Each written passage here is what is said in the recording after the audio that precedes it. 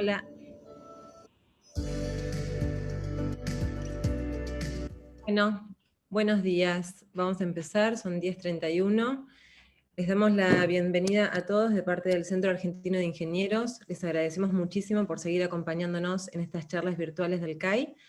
El panel de hoy es la educación de la ingeniería como motor de desarrollo del país y está integrado por el ingeniero Sergio Kaufmann, el ingeniero Javier Martínez Álvarez, el ingeniero Pablo Bericertuda y como moderador el ingeniero Horacio Salgado.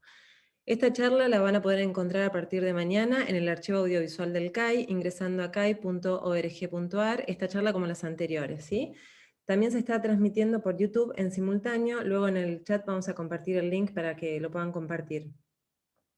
Bueno, esta charla está prevista de 10:30 a 12, con un tiempo aproximadamente de 1 hora de exposición y diálogo de los oradores con el moderador.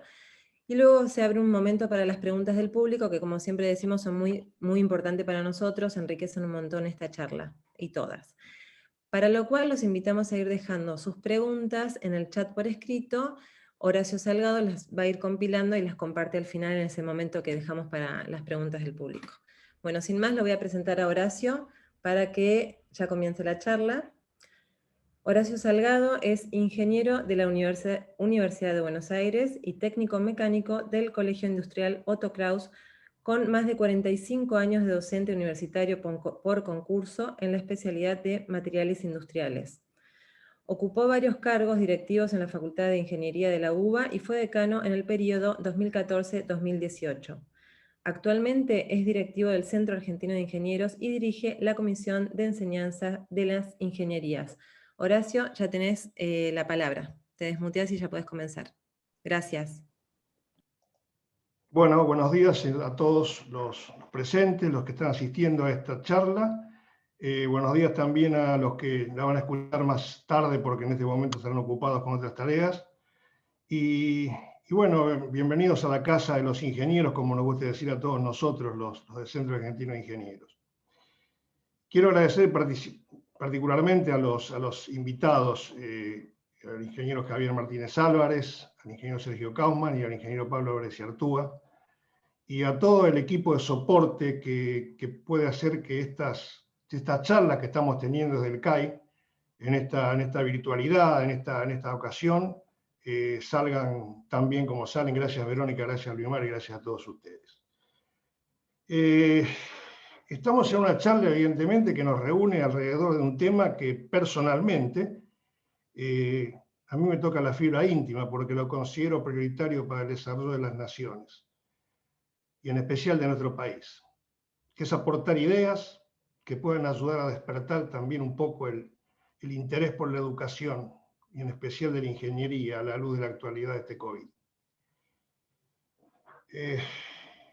Yo considero personalmente, como dije recién, que la educación es el elemento indispensable para los pueblos. Y coincido con lo dicho, mucho WhatsApp está circulando, Angela Merkel, cuando expresó que los niños no pueden terminar siendo los perdedores de esta pandemia y que ninguno debe quedar afuera del sistema.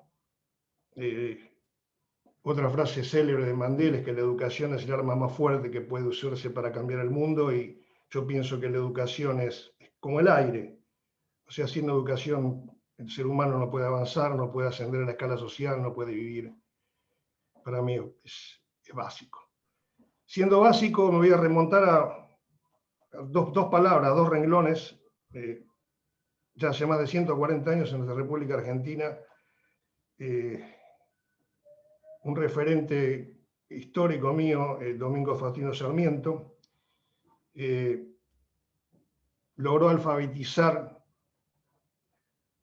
en ese momento a la mayoría del pueblo argentino con una ley que era la ley 1420, la ley que en el año 1884 hizo que la educación sea obligatoria, gratuita y laica. Pero además de eso, y me remonto a esto porque es un poco los albores, el comienzo de una Argentina pujante en ese momento, no solamente hablaba de eso, esa ley, sino que hablaba también de muchas otras cosas que muchas veces no se hablan. Por ejemplo, que tenía que haber una escuela cada 1.500 habitantes, que creaba escuelas ambulantes, que debía vacunarse en las escuelas. Estamos hablando del año 1884, las vacunas se debían dar en las escuelas. Que debían ocuparse las cárceles, los buques de guerra, los cuarteles para dar clases a los adultos, en fin. Vio y pensó un país con 100 años de anticipación. ¿Qué pasa hoy? Hoy de pronto, sin ningún aviso, la epidemia nos deja sin el espacio del aula.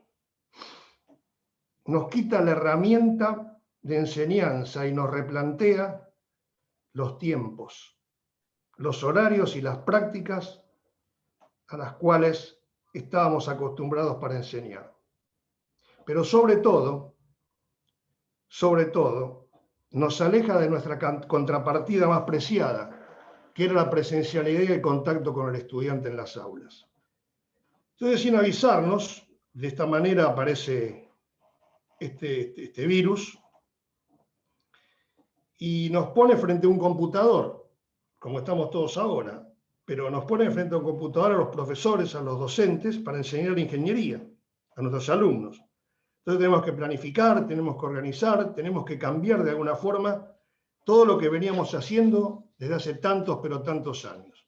Entonces entiendo que es por todo esto que estamos obligados a hacer propuestas innovadoras, propuestas creativas para nuestros estudiantes, propuestas creativas a nuestros dirigentes educacionales, para que de esta manera podamos de alguna forma seguir avanzando. ¿Y por qué hablamos de la ingeniería como un motor de desarrollo del país en el título que menciona esta charla? Porque la ingeniería y la tecnología han transformado el mundo en que vivimos en los últimos 150 años. Y hoy en muchos países, lamentablemente, existe una disminución de jóvenes, sobre todo de mujeres que estudian ingeniería, a pesar que hay mujeres que en este momento que están incorporando a nuestras carreras, pero hay una disminución importante. Esa reducción está poniendo en peligro aportes de la ingeniería en materias tales como cambio climático, eficiencia energética, desarrollo tecnológico, en fin, yo creo que pone en riesgo la reducción de la pobreza en el mundo. Y esto se vio reflejado en el primer informe internacional sobre el estado de la ingeniería que hizo la UNESCO hace unos cuantos años. Por eso entendimos desde el Centro Argentino de Ingenieros, y en particular desde esta comisión de enseñanza de las ingenierías, la importancia de poder convocar en esta oportunidad a una mesa para aportar ideas que ayuden de alguna manera a ver cómo podemos avanzar en estos aspectos, y qué mejor que el panel de invitados que nos acompaña, que realmente es un panel de lujo. Que desde ya le agradezco que hayan hecho un paréntesis en sus respectivas tareas para poder estar hoy con todos nosotros. ¿Cuáles son nuestros interrogantes? ¿De qué vamos a hablar? ¿Cuáles son los temas, los ejes de nuestra temática de hoy? Bueno, ¿cuáles son las características deseables para los ingenieros del futuro? ¿Qué ingenieros necesitará la sociedad para el futuro? Para después de este COVID, que va a terminar. Yo soy optimista, esto va a terminar. Pero ¿cómo será después? ¿Quién lo puede saber? ¿Cómo están cambiando las organizaciones privadas, las organizaciones públicas, en función de la experiencia? ¿Cuáles son las habilidades que estos cambios van a requerir para los nuevos profesionales? ¿Cuáles son en términos comparativos con otros países y con otras profesiones las principales fortalezas de los ingenieros y las principales debilidades? ¿Cómo es la actual formación de los ingenieros en la Argentina en términos de cantidad, en términos de calidad, en términos de las capacidades que genera nuestro sistema educativo? ¿Cómo cambiaría el sistema educativo para adaptar la formación de los ingenieros a las nuevas realidades del mundo laboral y de nuestra sociedad? Son todas preguntas que difíciles quizás de tener una sola respuesta, pero de ahí que hoy vamos a tratar de desarrollar en este tiempo que tenemos varios de estos ejes para ver si podemos aportar de alguna manera, tanto para docentes, estudiantes, profesionales de ingeniería y demás, este tema. Para comenzar, quiero presentar entonces al ingeniero Javier Martínez Álvarez. El ingeniero Javier Martínez Álvarez es presidente de Tenaris para el Cono Sur, es ingeniero industrial de la Universidad de Buenos Aires y Master of Science en Management en Stanford University. Tiene más de 30 años de experiencia industrial. Comenzó su carrera en el grupo Techin como joven profesional en el sector de planeamiento de Ternium. Desde junio del 2010 es presidente de Tenaris para el Cono Sur y es una persona apasionada y comprometida con la educación. Es miembro del Comité Ejecutivo de la Escuela Técnica Roberto Roca, de la localidad de Campana, y participa activamente en ONGs que promueven una mejora de la educación del país. Quiero aclarar que todos los que estamos acá, todos somos apasionados y comprometidos con la educación, si no, no estaríamos en esta mesa. Así que bueno, invito entonces a Javier a comenzar con su presentación. Desde ya te doy los buenos días, Javier, y adelante entonces. Bueno, buenos días a todos. Gracias, Horacio. La verdad que un placer estar nuevamente en el Centro de Ingenieros. He estado físicamente en el pasado, ahora nos toca vernos de esta manera. Se me ocurrió que lo mejor que podía hacer era tratar de contarles la mirada mía, la mirada nuestra, desde las transformaciones que yo he visto que ocurrieron en la empresa nuestra, ¿no? A lo largo del tiempo. Hay que tener una linda manera de empezar a ver cómo está cambiando el mundo del lado de la demanda de estos ingenieros que se están graduando y contar un poquito la historia nuestra. Voy a hacer una brevísima presentación. Ahí vamos. Espero que estén pudiendo ver ustedes en este momento. Javier todavía no se ve. Bueno, dame un segundo. Sí, se está viendo. O sea, Sí, ahí está bien ahí. Ahí está. o sea, hay que verla en modo presentación.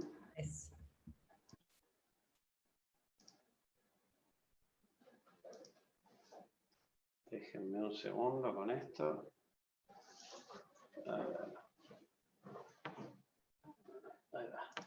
Ahí va, listo.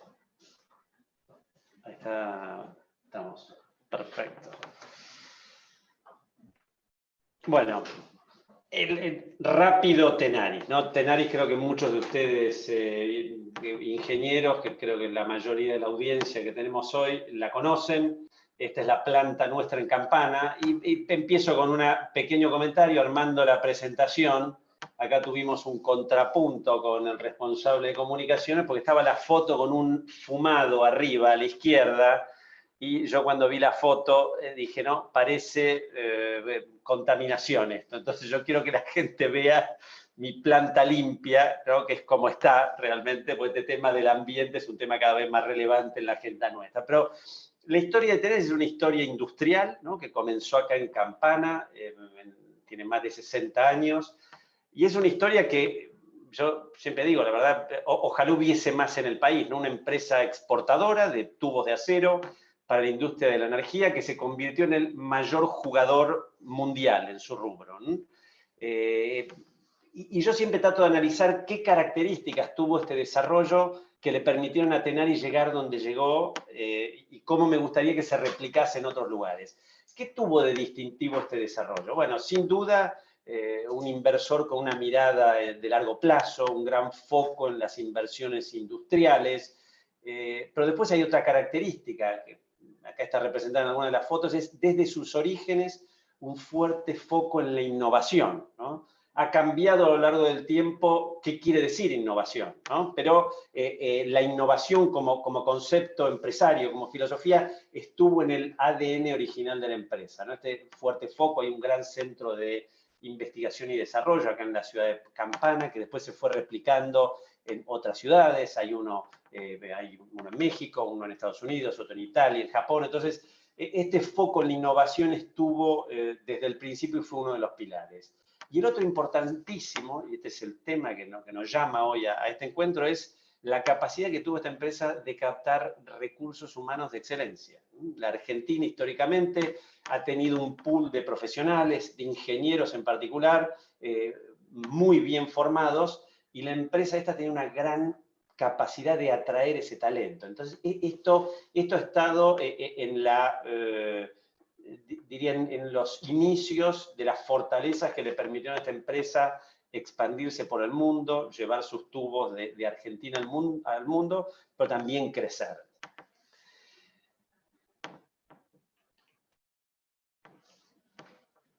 Este foco en la educación ha estado desde el principio. Ustedes saben que tenemos una cosa también muy arraigada en la filosofía de la empresa, que es estar muy cercanos a las comunidades. Estas grandes plantas industriales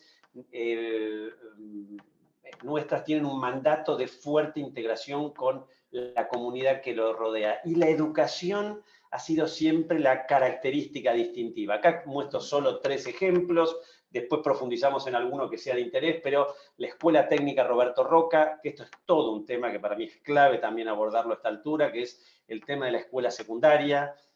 Ahí hay si se quiere, una señal que pretende mandar la empresa de recuperar la excelencia en la formación secundaria y en particular de la formación técnica como una de las claves para recuperar esa fortaleza de desarrollo industrial profundo que requiere el país. El segundo es el proyecto del Gen Técnico, que es un proyecto que se hace con toda la red de escuelas técnicas públicas y privadas que hay en la zona de influencia nuestra, en Campana y Zárate. Y bueno, un proyecto muy lindo. Ahí hay un auto eléctrico, que fue uno de los proyectos que hicieron hace 2 años, si no me equivoco, lindísimo. Y el tercero es un proyecto de voluntariado, también hablando de estas nuevas, si se quiere, necesidades que requiere un ingeniero. Tenemos que aprender de temas legales. Yo, para poder llevar adelante este proyecto de voluntariado, me tuve que pelear con todos los abogados de la empresa para vencer todas las resistencias naturales de riegos y demás que tiene este tipo de proyectos, y ha tenido un fenomenal impacto comunitario. Entonces, la educación ahí en el centro de esta integración comunitaria. Este año todo esto tuvo que cambiar, tuvimos que aprender de salud, ¿no? Pasó la pandemia, y acá aparecen 2 características nuevas, que es, bueno, la capacidad, tener la plasticidad para adaptarse a nuevos skills, conocimientos, y ahí, bueno, se hizo un plan lindísimo este año de apoyo a las comunidades nuestras, a Campana, Zárate, Pilar, en todos los temas digamos, del impacto que tuvo la pandemia. Nosotros participamos mucho en el refuerzo de ese sistema sanitario. Y después el tema medioambiental. El tema medioambiental como una agenda clave de los sistemas industriales hoy, de reducir el impacto ambiental, su footprint, ¿no? Como se dice, ambiental, como un norte claro. Acá hay 2 imágenes, una que es el proyecto nuestro.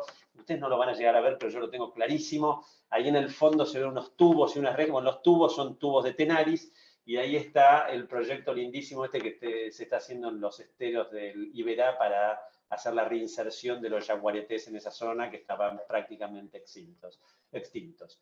Y la instalación de una planta de agua nueva. Esta es una planta que nosotros, nuestra planta industrial aquí en Campana, que completamos hace cerca de 2 años, con una inversión de $20 millones, que está marcando justamente digamos, la relevancia que el tema medioambiental empieza a cobrar en la agenda nuestra de manera muy determinante. Los ingenieros. Bueno, ¿qué reflexiones quería yo compartir con ustedes? Primero vamos a la parte numérica. Me parece que no les voy a decir nada que ustedes no conozcan, pero lo repasamos tanto como para setear un nivel de información común. Para nosotros tenemos este número que se gradúan de lo que nosotros llamamos ingenierías core, ¿no? Que son las más representativas para nuestras necesidades. Ahí quedan excluidas algunas disciplinas, como puede ser telecomunicaciones, minería, nuclear, hidráulica. Nos concentramos en lo que nosotros llamamos las ingenierías core. Se gradúan en Argentina más o menos algo más de 5.000 ingenieros. Es poco, es mucho. Yo hago 2 o 3 comparaciones. Se gradúan un ingeniero cada más de 8.600 habitantes en Argentina. Eso es más o menos 1/3 de la cantidad de licenciados en ciencias económicas, 1/3 de la cantidad de abogados que se gradúan cada año. Es más o menos la misma cantidad, un poquito menos, de la cantidad de psicólogos que se gradúan cada año. Esto comparándolo con otras disciplinas dentro del país. Si lo comparo con otros países, tenemos que nosotros recuerdo algo así como un egresado cada 8.000, 8.600 habitantes. Este número en Brasil es el doble, mejor, ¿no? Es 1 cada 4.000. En Alemania es 1 cada 2.000, ¿no?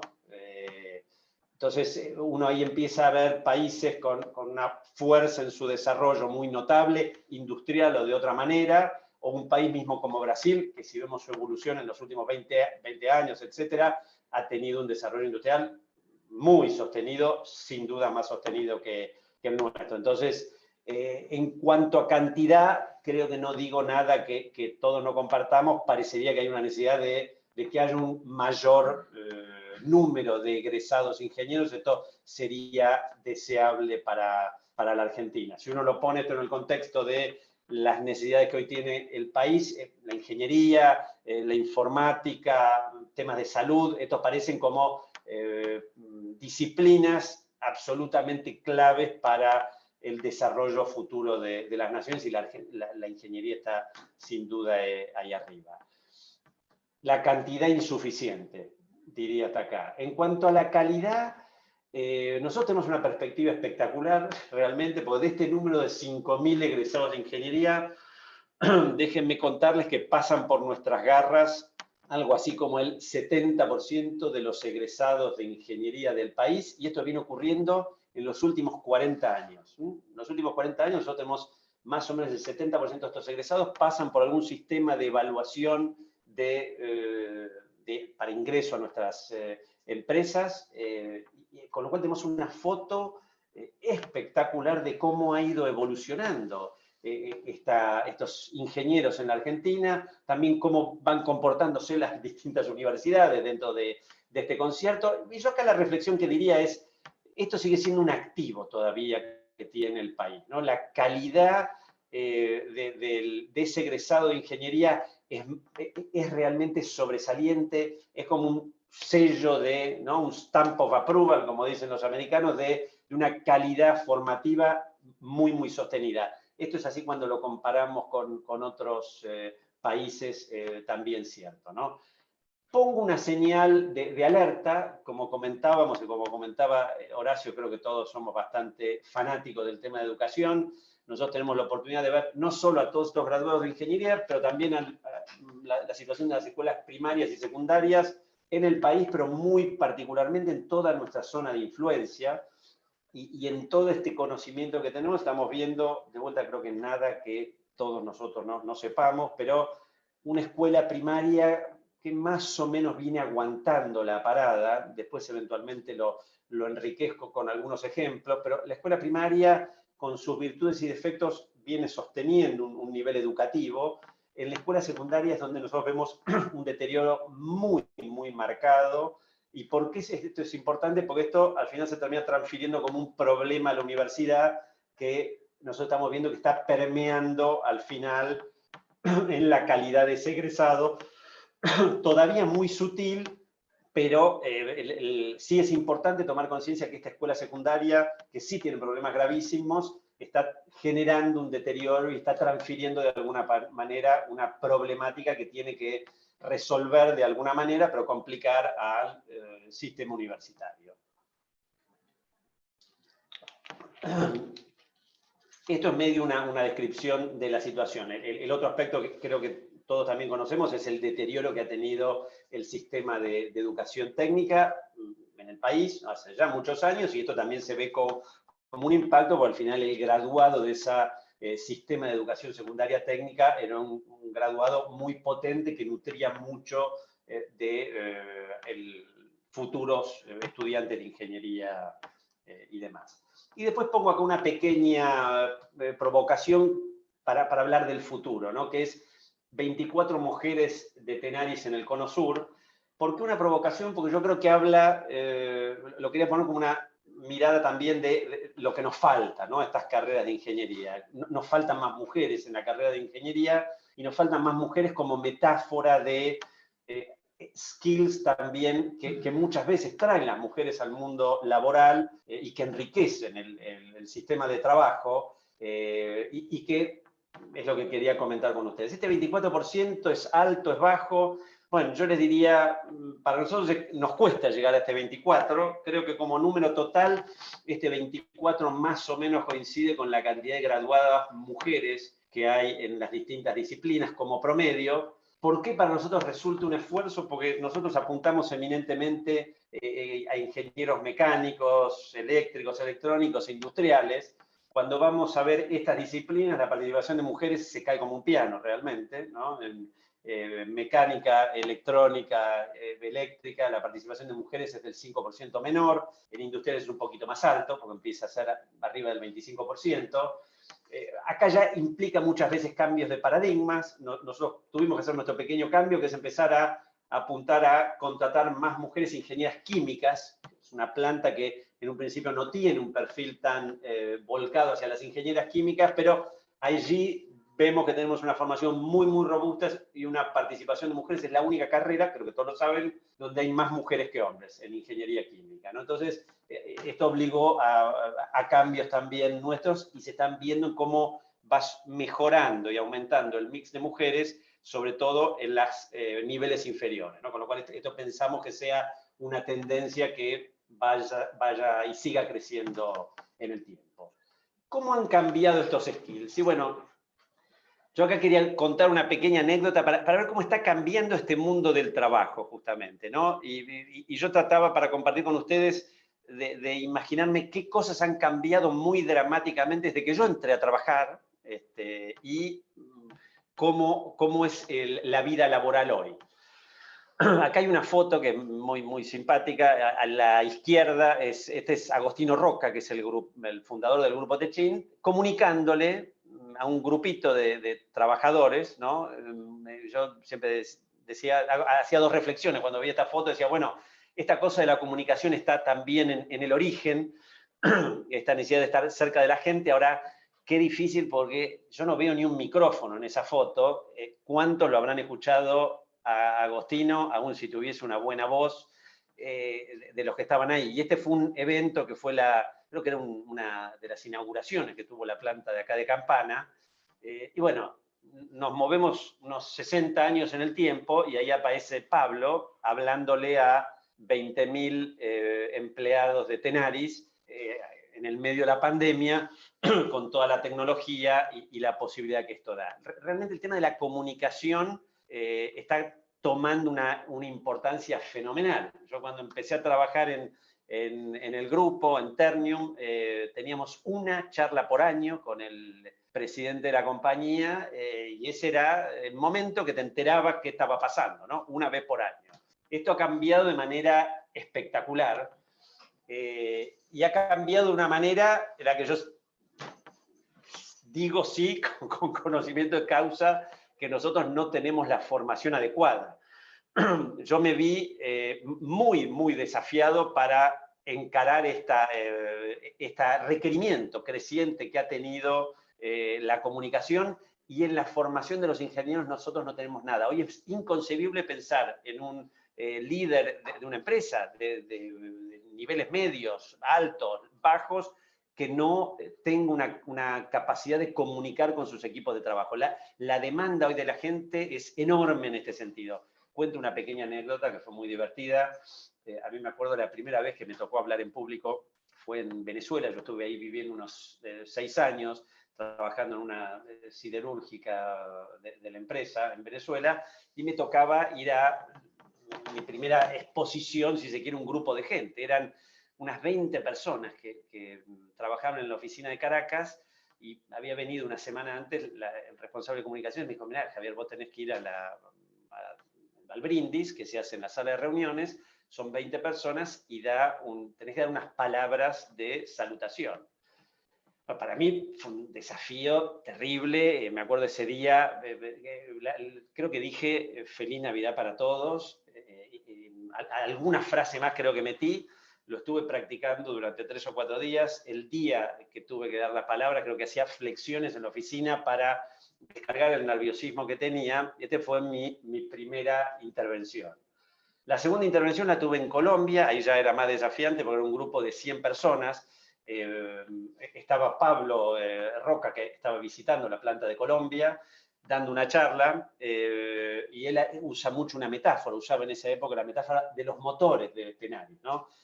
Y nosotros estábamos teniendo en esa planta en cuestión algunos conflictos con el gremio, bueno, medio folclórico, pero muy, bueno, yo quise agarrar el ejemplo de los motores y el problema sindical, y no se me ocurrió mejor idea que asociar, imagínense una bandada de patos cruzando enfrente de los motores, como un problema para el desarrollo de la compañía. La metáfora más infeliz no pudo haber sido realmente. Imagínense los patos entrando a la turbina del motor, sangre, plumas por todos lados. Fue desafiante el tema de comunicaciones realmente, pero sí es notable cómo esto ha crecido como una demanda en todos los niveles de la compañía, ¿no? Y yo creo que habla mucho de estos soft skills que tienen que ir desarrollando de manera creciente los ingenieros. El liderazgo, la capacidad de comunicar, todas cosas por ahí no tan enfatizadas en nuestra carrera y absolutamente demandadas en el mundo de hoy. ¿Qué otra demanda tiene? Yo acá quería hacer otra reflexión, que era cómo ha cambiado la naturaleza del trabajo. Y bueno, la irrupción de la tecnología informática, la digitalización, ha sido un cambio fenomenal que ha habido.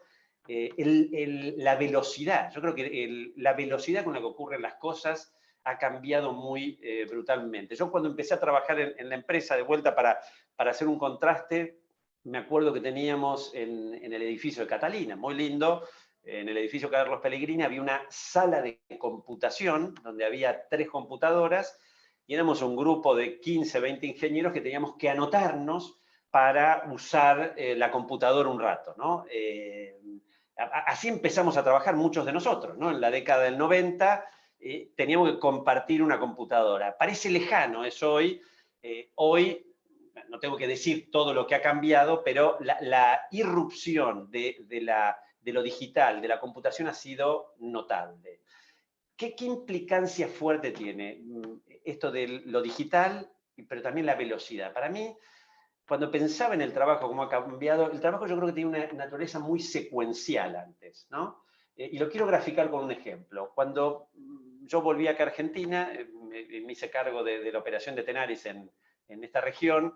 En un momento, revisando los procesos nuestros, se me ocurrió revisar el proceso de capacitación de los nuevos operarios que entraban en nuestra planta, donde nosotros hacemos mucho foco en la seguridad. Bueno, al día siguiente me trajeron unos 30 centímetros, 30, 40 centímetros de carpetas que eran toda la información que nosotros dábamos a un chico que estaba ingresando como operario en nuestras plantas, que en general entran a operar las grúas, ¿no? Como el trabajo de entrada en Tenaris para empezar a conocer la planta industrial. Esos 30, 40 centímetros de bibliografía era para matarse, lo aburridos que eran, era bien hecho a lo nuestro, ¿no? Como lo hacemos los ingenieros, estaba todo anotadito, los temas legales con minucioso detalle, las características de los equipos, y yo decía, ¿cuánto de esto le puede quedar a un chico joven hoy que viene con la computadora, el gaming, el chat, de esta bibliografía?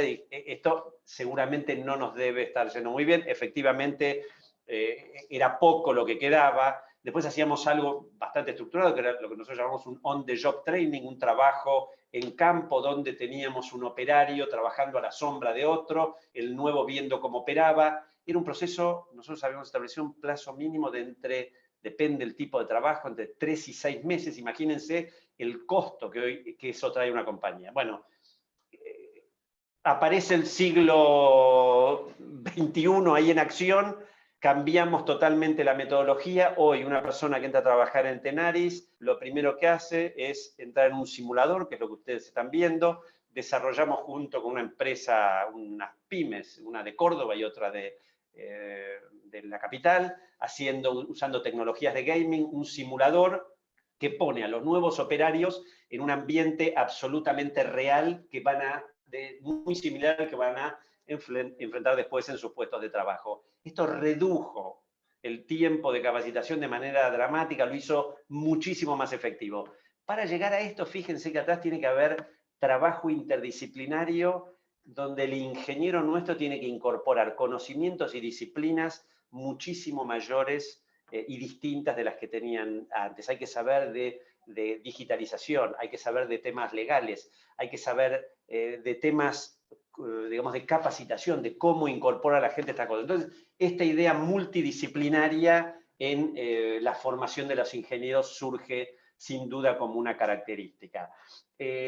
Voy poniendo acá otros ejemplos de las demandas que van apareciendo, pero hoy quiero poner este ejemplo que para mí es clave para graficar otro gran cambio que ha tenido. Un ingeniero de mantenimiento. ¿Cómo se formaba un ingeniero de mantenimiento de Tenaris? Bueno, esto era un trabajo, yo diría, cuasi artesanal, donde ese ingeniero empezaba a trabajar, iba conociendo de los equipos, de cómo se comportaban en el tiempo, ocurrían, como pasa en estas grandes plantas industriales, roturas y había que abrir, imagínense, esas máquinas de calibración, ¿no? Para aquellos de ustedes que son mecánicos, de una complejidad, es una semana de desarmar equipos complejísimos, a la vez dándole a ese ingeniero una oportunidad formativa enorme, porque no es que son máquinas que se abren y se ven todos los días.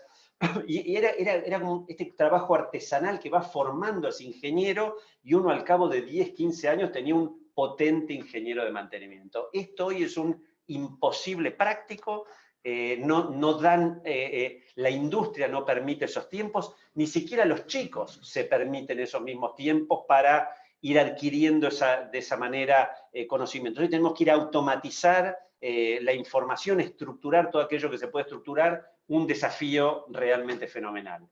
Y voy cerrando acá con la agenda nueva. La agenda nueva es la de transformar, la de incorporar tecnología digital a nuestras plantas industriales. Este es el salto cualitativo que pueden tener las empresas de cara al futuro, y esto implica desafíos de incorporar la digitalización en todos los ambientes de la compañía.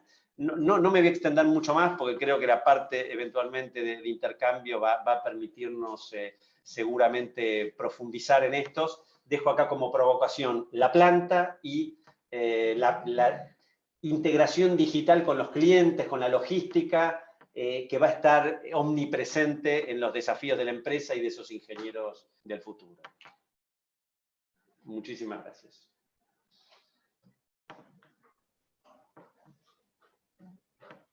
Bueno, muchas gracias, Javier. Gracias por tu exposición, realmente muy interesante, muy profunda. Luego vamos luego de la exposición de los otros dos panelistas, vamos a hacer una serie de preguntas que ya tengo en la agenda. Le toca el turno ahora al ingeniero Sergio Kaufmann, que lo voy a presentar. El ingeniero Sergio Kaufmann es ingeniero industrial de la Universidad de Buenos Aires. Es desde 2013 presidente de la empresa Accenture en Argentina y de la región de Sudamérica Hispana, que es uno de los empleadores más importantes del país. Empresa a la que ingresó hace 27 años, habiendo liderado proyectos de transformación, de reingeniería organizacional, de planeamiento estratégico de IT e implementación de sistemas en empresas. En empresas multinacionales, de América Latina, Estados Unidos, Europa, etcétera, etcétera. Ha realizado estudios en la Singularity University y en otras instituciones de Estados Unidos y Europa, habiendo también dictado cursos en Holanda, Estados Unidos y Argentina. Sugiero a Sergio, habida cuenta de algunas de las pautas que hemos tirado en las líneas de trabajo de hoy, si podemos centrarnos a lo mejor quizás en dos temas, luego que él haga una introducción de su empresa y demás, que para la cual está totalmente listo, es cómo están cambiando las organizaciones privadas y públicas en función de tu experiencia, Sergio, cuáles son las habilidades que estos cambios requieren de estos nuevos profesionales a la luz del COVID, ¿no es cierto?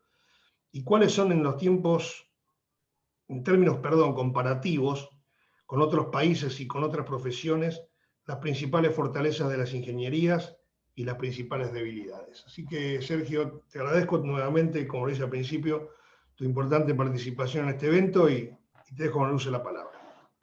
Gracias, Horacio. Buenos días a todos. Espero que estén todos muy bien. Estoy tratando de no repetir cosas que muy bien dijo Javier, así que estoy adecuando mi speech a todas las cosas que pienso igual y expresaría parecido, con lo cual voy a ahorrar las redundancias. Breve historia de Accenture, pero voy a tratar de hacer un paralelo con lo que es la importancia de la ingeniería. Yo entré en Accenture cerca del casi en los 90, 1990, hace mucho tiempo. Y básicamente era parte de una organización de auditores, ¿sí? Y se arma en esos años una división de consultoría, con una visión industrial de la consultoría, industrial de fábricas, pero industrial en general de aplicación en la industria y no de auditoría. Cuando yo entré éramos 80 dedicados en esa división, y la novedad es que empezaron a entrar ingenieros, ¿sí? Empezaron a entrar ingenieros. ¿Por qué? Porque empezamos a hablar de las técnicas japonesas de productividad, de just-in-time, de layout de fábricas, mismo de just-in-time aplicado a las áreas administrativas de empresas que no fueran industriales. Irrumpe la tecnología, las primeras tecnologías, digamos, que aparecen por ahí, que yo tenía lo que sería hoy una laptop, que es una computadora, una valija de unos 20 kilos. Irrumpe todo lo que es la tecnología, aparecen masivamente los PLCs en las plantas, con lo cual la integración de información de los PLCs con sistemas de decisión pasa a ser un tema importante. Entonces, éramos 80 y empiezan a entrar ingenieros. Y quiero hacer el paralelo con por qué es importante los ingenieros, cómo evolucionaron en la generación de empleo y de riqueza en los países. Éramos 80 en ese año, hoy somos 10.000, ¿sí? En la Argentina. Entonces, evidentemente pasó algo, y 10.000 focalizados muchos en temas de tecnología, temas de productividad, muchos temas que ya no son las viejas técnicas japonesas de productividad, pero sí básicamente de cómo integrás plantas con el supply chain. O sea, todo eso pasa a tener una preponderancia, y fíjense que desde el punto de vista de generación de empleo, Accenture pasa en Argentina de 80 a 10.000, Chile y Colombia, que son responsabilidad mía también, un paralelo muy similar. Entonces, evidentemente algo pasa con la ingeniería como palanca de desarrollo de las organizaciones y por extrapolación, en definitiva, por los países, ¿sí? De los 10.000 hoy, nosotros tenemos 700 ingenieros e ingenieras, con lo cual somos grandes empleadores de ingenieros. Pensemos que tomamos el número de 5.000 que presentó Javier, y yo hoy en día tengo 800 vacantes abiertas, porque el mundo de la tecnología y de la productividad está explotando en Argentina y a nivel global. Entonces hoy tengo las 800 posiciones para cubrir, buena parte de eso son para ingenieros, con lo cual claramente el mundo del conocimiento, y yo extrapolo diciendo el mundo de la ingeniería es el mundo del conocimiento, está sobredemandado. O sea, hoy nos pasa a todos, creo, no conseguimos, en una Argentina muy complicada, con sectores con mucho desempleo, con crisis, etcétera, hay sectores como los sectores del conocimiento y los sectores de la ingeniería aplicada en particular, que no conseguimos sistemáticamente gente para cubrir la demanda que tenemos. Con lo cual, tomando lo de Horacio, de que la educación y en particular la ingeniería son herramientas de desarrollo, no son conceptos teóricos, son conceptos extremadamente prácticos. Si hoy en la Argentina no tenemos la gente para cubrir sueldos bien pagos, muy bien pagos, diría, y ya es un problema no importa, no es un tema del sueldo que pague, sino es un tema de la disponibilidad de gente que se recibe, tenemos un problema de desarrollo de futuro. Tienen un problema de evolución las empresas y tenemos un problema de desarrollo como país. Definitivamente no estamos alcanzando el potencial que tenemos. Otro tema adicional, cuando hablamos, y hablando un poco de Accenture, pero vale para muchos de mis colegas y empresas, es cuando hablamos de desarrollo, de educación y atraer el talento, es clave para la generación nueva el sentido de propósito. No solo lo que te pago por trabajar, sino para qué estoy trabajando. Eso particularmente para un ingeniero es importante. El ingeniero tiene sobreoferta en muchos casos de trabajos posibles, entonces el propósito, para qué estoy haciendo lo que estoy haciendo, es importante. Y en ese sentido, un poco mi mensaje desde Accenture es, nuestro propósito es el cambio, ¿sí? Nuestro propósito es ser una organización que que desafía el status quo. O sea, nosotros y probablemente ninguna empresa podría estar para defender el status quo. En particular para las nuevas generaciones, ser compañías, ser empresas, ser organizaciones que tienen como parte de su propósito desafiar el status quo y generar un impacto real en la sociedad, es un elemento de atracción y es un elemento que te genera el norte para las cosas que haces. Por ejemplo, hablamos recién del tema de mujeres en ingeniería, ¿sí? Y como claramente hay una falta de mujeres en ingeniería, condiciones probablemente que no favorecen una carrera larga y absorbente como ingeniería, mujeres, sobre todo algunas que por ahí están planeando ser madres y todo, no las favorece y no las ayuda. Acabamos de poner este año unas becas para mujeres que estudien, becas durante toda su carrera, les damos un estipendio para que se reciban mientras mantengan su regularidad. El año pasado tenemos 30 mujeres que están estudiando, de las cuales 5 ya ingresaron a Accenture. Queremos expandir y obviamente invito a cualquier otra organización a que se suba. Creo que tenemos que entre todos que no sean 30, que sean 300 o 1000 o 2000, ¿sí? Para realmente generar esa igualdad de género que nos está dando en los estudiantes de ingeniería. Adicionalmente, creo que el tema mujeres, porque dijimos 5.000 graduados, imagínense que realmente generamos condiciones equitativas para que las mujeres ingresen y estudien ingeniería. Hoy podemos tener 8.000 o 9.000 graduados por año. Eso impacta en el desarrollo del país. O sea, el tema de, en el caso de la ingeniería, no es solo lo correcto, no es solo reconocer un problema en la sociedad, es una herramienta clara de desarrollo de la Argentina, porque incluir a las mujeres podría potenciar esos 5.000 y hablar de 7.000 u 8.000 recibidos. Entonces cambia totalmente el panorama de disponibilidad de ingenieros y escasez de ingenieros que tenemos. Volviendo al otro tema que me plantea Horacio, que es cómo cambian las organizaciones. Claramente lo que estamos viendo y que se está reescribiendo ahora es el tema del COVID y cómo el COVID poder transitar los negocios en un mundo digital, que era algo que las compañías tomaban en general como un piloto. O sea, vamos a hacer un piloto para hacer un sitio de comercio de nuestros productos en electrónico, porque no había urgencia, porque más o menos nos va bien, entonces ¿qué urgencia tenemos? Pasó a ser de un piloto, de algo opcional, de algo bonito para probar, a una necesidad de supervivencia. Muchas de estas compañías, si no generan estas plataformas, no sobrevivieron o fueron fuertemente dañadas. Nosotros tenemos métricas que claramente aquellas organizaciones menos avanzadas en su cultura digital, de conectividad, de plataformas ágiles con los clientes, son las que más sufrieron en esta pandemia. Ahora eso está para quedarse. Entonces, lo que estamos hablando claramente que llega ahora es nuevas organizaciones, y lo que llamamos organizaciones en la nube, ¿sí? Donde todo esto de la nube de datos y de la tecnología como elemento de conexión no es simplemente una tecnología. O sea, es como si hace 20 años alguien hubiera dicho, y fue un gran error, pensar que Internet era una tecnología. Internet no es una tecnología. Internet es una manera nueva de construir, fomentar, gestionar empresas, ¿sí? Aquellos que lo entendieron son los Amazon de hoy, y aquellos que no lo entendieron, y hay un paralelo muy fuerte en lo que son tiendas de retail en Estados Unidos, aquellos que no entendieron se los comió Amazon y están desapareciendo.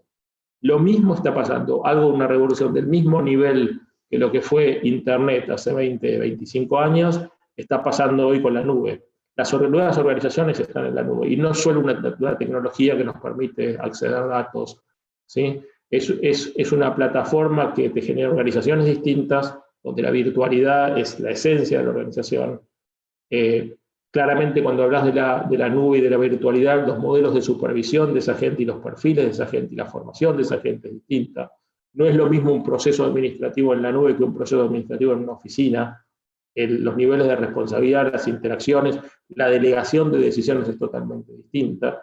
No es lo mismo una relación con clientes con una plataforma en la nube que una relación con clientes con una plataforma donde había un vendedor o alguien visitaba. Entonces, cuando digo qué nuevo está ocurriendo en las organizaciones, es que son organizaciones en la nube y no es simplemente una tecnología, es una plataforma completa de funcionamiento distinto de la empresa. Es como lo mismo que decir que un avión es una tecnología. El avión cambió la manera de globalizar el mundo. Bueno, la nube está cambiando en este momento la manera como se gestionan las empresas, los profesionales, los recursos humanos, los procesos, las relaciones comerciales.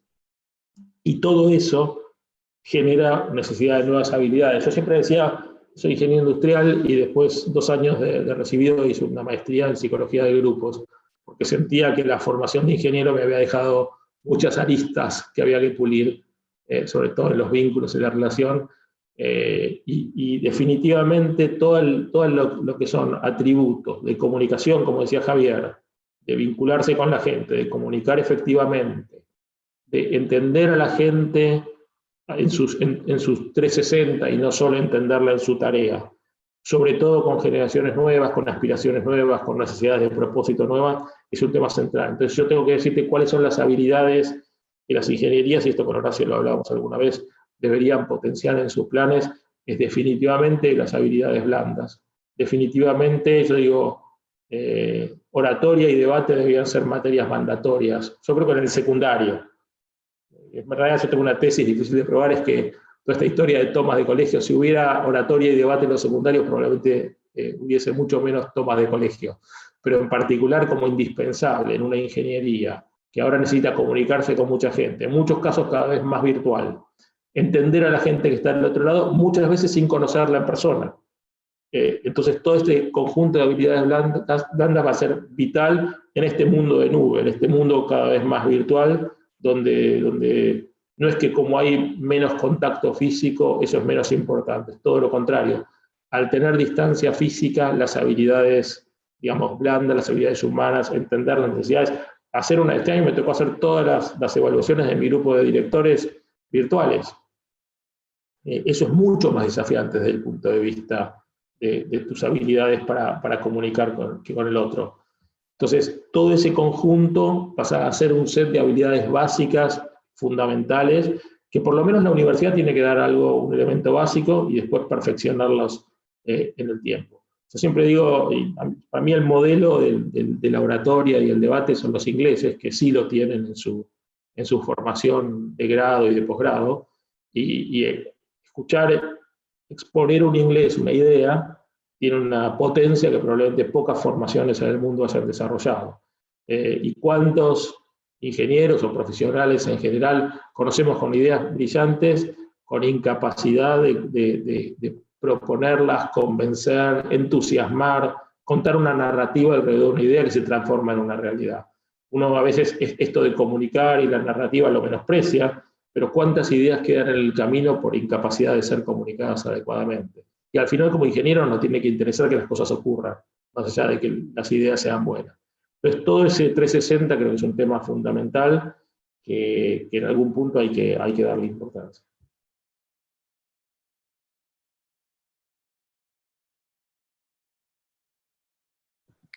Horacio, ¿te puedes desmutear? Sí, cómo no. Bueno, gracias, Sergio. Realmente muy interesante, como siempre.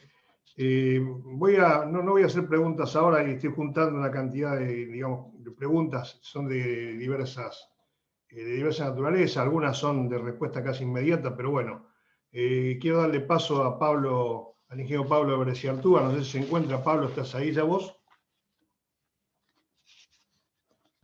Sí, aquí estoy. Bueno, lo voy a presentar al ingeniero Pablo Bresciartúa, el tercer panelista de esta charla. Es ingeniero por la Universidad Nacional de La Plata, tiene estudios de posgrado del Institute of Water Education de Delft, Holanda, y en las universidades de Berkeley y Yale, Estados Unidos. Profesor de la Universidad de Buenos Aires, en la Facultad de Ingeniería, fue decano del Instituto Tecnológico de Buenos Aires, del IDVA, y hasta el 10 de diciembre del 2019 se desempeñó como secretario de Infraestructuras y Políticas Hídricas de la Nación, y también ocupó cargos en el gobierno de la Ciudad de Buenos Aires. Ha sido Fulbright, Eisenhower y Yale World Fellow, obtuvo premios otorgados por la Academia Nacional de Ingeniería y se desempeña como vicepresidente del Centro Argentino de Ingenieros. Adelante, Pablo, con tu disertación. Bueno, muchas gracias, Horacio, y gracias por la posibilidad de participar en este panel. Para mí es un gusto hacerlo. acompañando a los dos panelistas que recién escuchamos, que me parecieron muy interesantes. Y como dijo Sergio, también voy a usar una presentación, pero voy a saltear cosas, porque algunas de las cosas que se dijeron las comparto plenamente. Así que comparto mi pantalla para que veamos la presentación. A ver, un momento.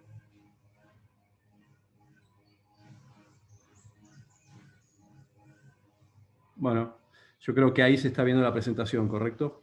Sí, correcto, se ve bien. Sí.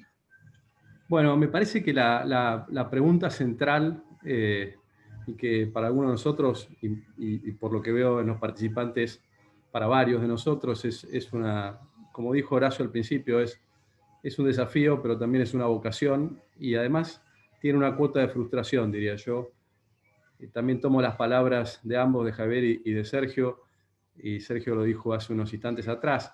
Una de las grandes interrogantes, pero creo que también es una de las grandes oportunidades nuestras, es cómo reformular el desarrollo de la Argentina, cómo hacer que la Argentina crezca al potencial que pensamos que puede hacerlo, que claramente excede al que ha desempeñado en los últimos años y en las últimas décadas.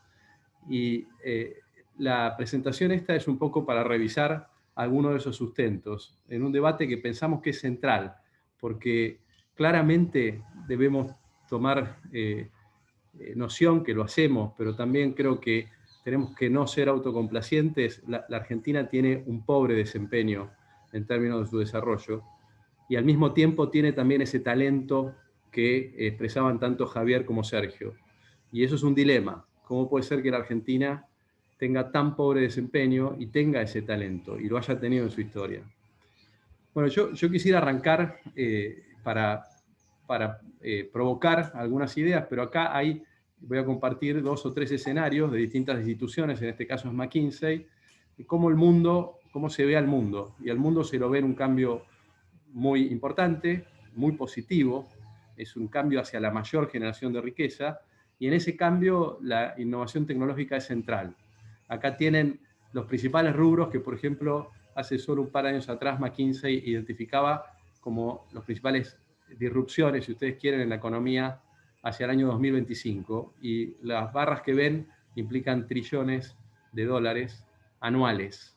Y algunas de las tecnologías que están allí son las que también mencionaron de una u otra forma parcialmente Javier y Sergio, y que son las que sabemos que son muy importantes. Y también nos podemos preguntar qué está haciendo la Argentina en eso, cómo hace la Argentina para entrar en ese cambio, en ese paradigma. Pero el mensaje central es que hay una oportunidad. Cuando hay un cambio, hay una oportunidad, y que esa oportunidad está muy asociada a que se puedan adoptar las nuevas tecnologías y pueda reformular la economía de una manera inclusiva en base a las nuevas posibilidades de desarrollo que ofrecen esas nuevas tecnologías. Acá tienen un segundo escenario, este es más reciente, hace unos meses atrás, es para el año 2020 y está comparado con el 2019. En este caso es de la Comunidad de Tecnologías Emergentes, que hace una evaluación en base a la pregunta a una gran cantidad de referentes mundiales. De vuelta se ven un conjunto de tecnologías que pasan a tener un impacto decisivo en el desarrollo de las sociedades, en la creación de valor. Si uno no participa de ese cambio de paradigma, bueno, claramente no solo sucede que uno no es parte de ese debate, sino que uno empieza a perder las posibilidades de ser competitivo, atrasa en términos de las posibilidades de crear valor. ¿Y qué quiere decir eso? Bueno, acá les comparto un resumen de la RAND Corporation, también en un análisis global que hacen, algunos de ustedes la conocerán, es una gran organización que tiene ya décadas, vinculada al desarrollo tecnológico, y ahí se ven un poco las tendencias. Cuando uno no avanza, como siempre en cualquier juego de estrategia, no avanzar o avanzar lentamente también implica retrasarse. Hoy el panorama mundial en el mundo es muy distinto del que era hace 10 años y mucho más aún del que era hace 20. Hoy el dominio tecnológico también está compartido por Asia. Asia es un jugador muy significativo. La aparición de China e India como potencias tecnológicas, ya que son innegables, pero lo van a hacer cada vez más, y además con una enorme potencia, como sabemos, en términos de inversión y en términos de mercados. la disminución de Rusia como potencia tecnológica respecto de lo que había sido décadas atrás.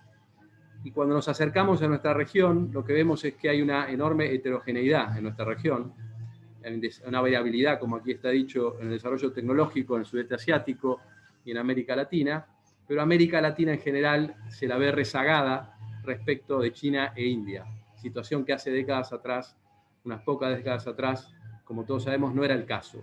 Entonces, esta oportunidad no es solamente una oportunidad, es una necesidad. Si uno no participa y no genera el marco para poder desarrollarse en base a las nuevas tecnologías, uno no va a poder ser parte del mundo que viene, y el costo de eso es el que nos debiera preocupar. Miren, si vemos números, incluso incluyendo a la Argentina, hay una correlación más o menos directa entre la variación del ingreso per cápita en los países y la generación de valor agregado tecnológico. Es decir, cuántos productos o servicios no commodities esos países le ofrecen a los mercados. Hoy, claramente, a diferencia de hace 100 años atrás, los números indican que el desarrollo está basado en el capital intelectual. Hay un estudio que hizo el Banco Mundial, que lo suele citar Alieto Guadagni, que haciendo una contabilidad de los distintos capitales que cuentan los países para desarrollarse, para producir, encuentra que la relación entre el capital intelectual y el capital físico es en la actualidad del orden de 4:1. Es decir, el capital intelectual vale 4 veces más en la ecuación de posibilidades de crecimiento económico de un país que el capital físico. Ya claramente, a diferencia de hace 100 años atrás, no son, como lo sabemos, los países ricos en recursos naturales los que más crecen, y mucho menos los que mejores ingresos per cápita generan, sino que son los países ricos en capital intelectual. Así que este tema es un tema que nos interesa, es un tema que nos apasiona, pero es mucho más que eso. Este tema es un tema central para la viabilidad del país. Si no cambia la agenda en la Argentina inexorablemente se transformará en un país más pobre del que actualmente es, en un país más inequitativo, menos equitativo del que actualmente es. Es decir, que lo que está en juego en este momento es ni más ni menos que las posibilidades reales de desarrollo del país. A mí me gusta resumir eso en un mapa de 2 ejes, que es muy simple. En el eje vertical tenemos más pobreza y menos prosperidad compartida, y en el otro extremo tenemos más prosperidad compartida y menos pobreza, y en el eje horizontal, de un lado tenemos la menor adopción, una baja adopción de nuevas tecnologías, y hacia la derecha una alta adopción de nuevas tecnologías. Entonces, cuando estamos en una situación de menos prosperidad compartida, más pobreza y al mismo tiempo la menor adopción de nuevas tecnologías, tenemos una situación de colapso. Podemos llamar eso una sociedad en continua crisis.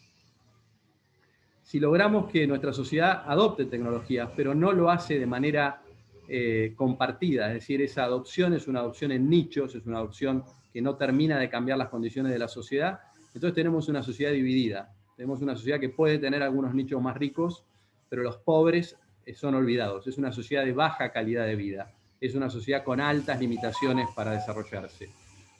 En el cuadrante superior izquierdo, si tenemos más prosperidad y menos pobreza, pero no adoptamos nuevas tecnologías, estamos mejor que en el escenario anterior. Tenemos un desarrollo, es un desarrollo lento, es un desarrollo de una sociedad menos desarrollada que su conjunto, que va atrasando respecto de las líderes. Y finalmente, si estamos en la condición donde logramos un marco en el cual haya más prosperidad compartida y menos pobreza, y al mismo tiempo se den las condiciones para que se adopten las nuevas tecnologías, entonces tendremos un crecimiento robusto basado en esas nuevas tecnologías, que es una sociedad innovadora. Allí están los países de mejor calidad de vida, de mejores niveles de desarrollo humano. Entonces uno podría debatir dónde está la Argentina y hacia dónde transita la Argentina. Y bueno, por supuesto que es una materia de opinión, pero creo que al menos está en un desarrollo lento y con algún riesgo de, además, generarse un rumbo hacia el escenario de una sociedad dividida. Y me parece que eso es una alarma central que debemos tomar, y al mismo tiempo debemos ver cómo es una agenda para entrar en el cuadrante superior derecho. Entonces, en ese tema es central, son centrales los ingenieros, no es que lo diga yo, ni este panel, lo dicen los números en los Estados Unidos, en Europa Occidental, y también en Asia, que son los tres, las tres regiones líderes, como les mostraba antes. Hay unas políticas absolutamente deliberadas para fomentar lo que se llama STEM, que es Science, Engineering, Technology and Mathematics. Es un tema central al punto que se modifican hasta las reglas inmigratorias de los países para lograr alcanzar esos niveles de capacidades en sus sociedades. Solo ver cómo son los indicadores de quiénes son los profesionales en el Silicon Valley y la cantidad de inmigrantes y las políticas que se toman para que se logren esos niveles de STEM para lograr el desarrollo en base a la innovación, nos lo tendría que mostrar. El análogo de la Argentina es cuando la Argentina tuvo la gran inmigración para generar trabajos en un paradigma que iba a ser industrial. Hoy deberíamos tener incluso una política hasta inmigratoria para lograr que los mejores argentinos desde ya y también de la región quieran trabajar en la Argentina y quieran generar valor desde la Argentina. Eso hacen ni más ni menos que los países más ricos del planeta. Entonces ya hoy fueron mostrados los números y creo que no me voy a dedicar a eso. Esto es una foto de la Argentina de hace un par de años atrás, en cómo gradúa sus graduados, pero sí quisiera afirmar que el sistema universitario argentino no está funcionando bien. No es, yo soy graduado del sistema universitario argentino y de la universidad pública, y eso me permitió obtener varias becas, la primera por el gobierno de Holanda, y me fue bien, pero claramente cuando comparo aquella situación con la situación actual y con cómo ha cambiado el mundo, y ahora les voy a mostrar algunos de esos cambios, creo que no debemos ser demasiado autocomplacientes y debemos plantearnos cómo hacemos para que el sistema universitario argentino funcione mejor. Miren, algunos indicadores hablan por sí solos. El sistema universitario argentino gradúa pocos universitarios. La tasa de graduación es de las más bajas en la región y es muy baja comparada con los países avanzados.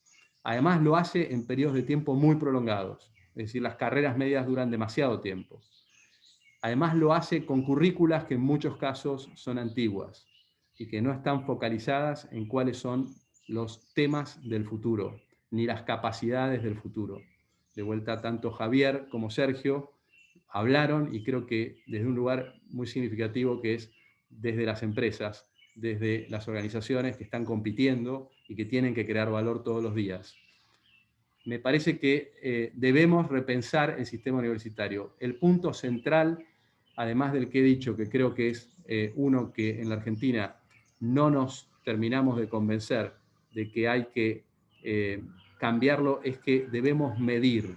Tenemos que medir cómo ingresan los alumnos, en qué condiciones, y tenemos que medir cómo egresan los alumnos, qué saben cuando egresan. Tenemos que poder comparar las instituciones. Si quieren no hacerlo de manera individual, es decir, a nivel de las personas, es perfectamente válido. De hecho, así lo hacen otros países como Brasil, México, Chile, sin irnos a los países más desarrollados, que prácticamente lo hacen todos. Pero nosotros no lo hacemos. Nosotros no tenemos hoy una forma de comparar cómo educan las universidades argentinas, ni tenemos una forma de comparar cómo ingresan los alumnos y cómo egresan los alumnos de las universidades argentinas. Y eso es inadmisible para el momento en el siglo XXI en el que estamos. Por supuesto que eso deja librado a todo tipo de calificaciones cualitativas y muchas de ellas tal vez sin sustento, pero claramente es muy difícil gestionar cualquier sistema sin tener datos y sin medir. Peter Drucker, quienes todos conocemos, lo tenía como regla número 1. Si uno quiere gestionar un sistema, debe empezar midiendo. Bueno, también quiero hacer un comentario, porque creo que es central para que funcione la universidad, respecto de los niveles previos. Y aquí comparto con ustedes la prueba Aprender en el rubro matemática. Y la Argentina realmente tiene un desempeño que es alarmante en la prueba Aprender. De haber sido la Argentina número 2 en América Latina en los 90, hoy es número 7, 8 o 9, depende cómo se mida. Es decir, que claramente está rezagada incluso en la región. Además, la Argentina ha dejado la escuela estatal. Hay una migración real de alumnos de la escuela privada a la escuela estatal.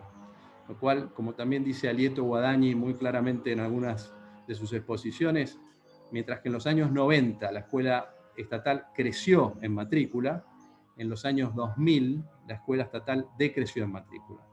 Y lo que es aún más alarmante es que en la educación argentina se dispone de fondos, es decir, nosotros como país invertimos números más, números menos, valores muy similares a los que invierten los países avanzados, entre 5 y 6 puntos del PBI, pero tenemos resultados realmente muy malos con esa inversión.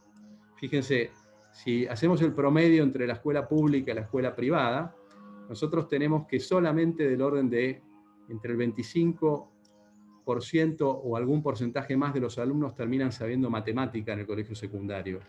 Mientras que si nos comparamos con América Latina, en América Latina ese promedio sube en los líderes al 45%, 50% y hasta el 66%. Y si nos queremos comparar con los países avanzados, con Norteamérica, con Europa Occidental y ahora con Asia, entonces en esos países, en las mismas pruebas a aprender, en medio comparativo, hasta un 90% en el caso de Japón, pero un promedio del 70%, 75% de los alumnos, de todos los alumnos en esos sistemas, aprenden matemática. Nosotros, el 25%. No hay futuro posible dentro del paradigma de una sociedad innovadora, como marcaba en el cuadrante que les mostré anteriormente, con estos indicadores. Y no es un problema de falta de recursos, es un problema cultural, es un problema de marco institucional y es un problema de no tomar este tema como un tema serio en la agenda del desarrollo del país. Entonces lo que tenemos que pensar es cómo vamos a medir, que para que se den una idea, en la Argentina recién desde el año 2016 se mide de manera seria y se hacen públicos estos indicadores, muy recientemente quiero decirlo, cómo vamos a medir y cómo vamos a usar esas mediciones para priorizar la inversión, que por supuesto debiera ser en los lugares donde la educación es peor, y también para generar políticas de incentivos que promuevan los cambios. Los cambios tienen que ser principalmente de abajo hacia arriba, pero tienen que estar la información y tienen que estar los incentivos. Yendo a la educación de ingeniería, y para hablar algunas palabras de cómo es la educación de ingeniería en el mundo y por qué tenemos que también pensar nuestra educación en la ingeniería, este es un resumen de un informe largo que hizo el MIT, intentando encontrar cuál es el estado global del arte de la educación de la ingeniería en el mundo. Y encontró dos conclusiones centrales que son muy promisorias, que son muy buenas para nosotros. La primera es que ellos ven que el liderazgo en la ingeniería en el mundo va a dejar de ser del hemisferio norte en las próximas décadas y va a pasar al hemisferio sur. Va a dejar de ser de las economías de mayor ingreso per cápita y va a pasar a ser el de las economías emergentes, que enfrentan problemas más interesantes y que están en crecimiento. Y la segunda conclusión es que la ingeniería, la mejor ingeniería, la ingeniería que se está educando hacia el futuro, va a tener cada vez más que ver con el desafío, enfrentar los grandes desafíos de la sociedad. Desafíos que son, por un lado, muy interesantes, pero sobre todo muy relevantes para que funcione el planeta y para que las economías puedan crecer. Ahora, cuando vemos cómo se educa ingeniería, acá puse estos 4 ejemplos, que son los 4 casos principales que identifica el estudio del MIT, y fíjense que son de distintos países, tienen Singapur, tienen Australia, tienen Holanda y tienen Inglaterra. Esas 4 instituciones, primero, tienen un promedio de duración menor a los 5 años. Menor a los 5 años completos. Por supuesto que eso lo van a completar luego con una maestría, pero nosotros tenemos que entender qué es lo que se logra con eso y cuáles son las posibilidades de mezclar conocimientos que uno tiene cuando logra hacer tramos más cortos, desde ya que la formación global posiblemente requiera de 6, 7, 8 años, pero hay que ver cómo un sistema permite o no permite generar una educación más relevante, más propia de los desafíos que identificábamos y que también lo hacían Javier y Sergio. Entonces yo creo que tenemos un tema allí, en la duración de la carrera. Lo segundo es que presten atención a los colores. No me voy a dedicar en detalle, pero si ven el color azul es diseño y lo que serían capacidades profesionales, habilidades profesionales. También las mencionaron Javier y Sergio anteriormente. Fíjense, en una universidad como la Universidad Técnica de Delft, una de las mejores del mundo en ingeniería, todos los bloques azules que ven son eso. Es decir, que claramente la educación tiende a tener muchísimas más áreas y muchísimo más tiempo dedicado a el desarrollo de capacidades, a enfrentarse a problemas nuevos, al desarrollo del diseño, y no a repetir problemas, y no a memorizar contenidos que por otra parte están disponibles. También presten atención al color verde claro, y van a ver que allí hay un contenido importante de humanidades, de mezclar la tecnología cada vez más, no como una respuesta, sino como una propuesta, en base a los objetivos que se quieren lograr para resolver problemas, y esos problemas no son problemas tecnológicos, son problemas de las empresas, problemas del mercado y problemas de la sociedad. Y para poder desarrollar la innovación hay que también entender esos problemas, y hay que tener la formación, o por lo menos poder trabajar con los que nos entienden. Pero como ven aquí, el color no es uniforme, no están todo el tiempo resolviendo ejercicios prácticos de 3 tecnologías, ni siquiera solo de tecnologías. Y estamos hablando de las instituciones consideradas por universidades muy prestigiosas y que creo que claramente logran resultados muy buenos, como instituciones líderes a las cuales hay que mirar. Entonces yo quisiera resumir, para mirar nuestro sistema, en que por supuesto hay que sostener lo básico, y todos los ingenieros tienen que tener lo básico y una formación de ingeniero. Pero hay 4 vectores que creo que son centrales, que se deberían incorporar en las modificaciones de la carrera de ingeniería en nuestro contexto. Uno es el aprender a aprender. Claramente no se estudia más las tecnologías que ya se sabían. Esas hay que estudiarlas para intentar usarlas, pero sobre todo para tener ese entrenamiento para desarrollar las que vienen. Las sociedades que más crecen son las que logran adaptar las nuevas tecnologías y también desarrollar nuevas tecnologías, reformular su infraestructura, reformular sus industrias, crear más valor. Y la Argentina tiene todo para eso, pero no lo está haciendo. Entonces allí el gran tema es no el ingeniero que resuelve una pregunta que alguien formula, sino el ingeniero que formula la pregunta, que participa de la formulación de la pregunta. Eso es central. ¿Qué tipo de transporte queremos?